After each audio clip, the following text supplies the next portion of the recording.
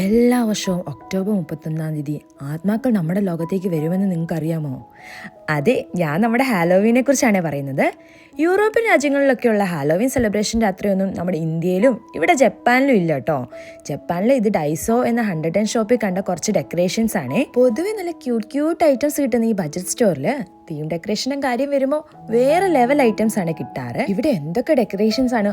ഒക്ടോബറിലുള്ള ഈ പരിപാടിക്ക് സെപ്റ്റംബറിലെ ഡെക്കറേഷൻസ് വന്നെന്നുള്ളതാണ് ഇതിന്റെ മെയിൻ ഹൈലൈറ്റ്. ഈ കാണുന്നതൊക്കെ ഓരോ ഹാങ്ങിങ്സും സ്റ്റിക്കേഴ്സ് ഒക്കെയാണ്. എനിക്ക് ഏറ്റവും ഇഷ്ടപ്പെട്ടത് ഈ മാസ്കുകളാണ്. ഇതാണ് ആ പിള്ളേർ ആദ്യം വെച്ചിട്ട് പോകുന്നത്. 110 സ്റ്റോർ ആണെങ്കിലും ഇതുപോലുള്ള ഐറ്റത്തിനൊക്കെ 300 ഉണ്ട്.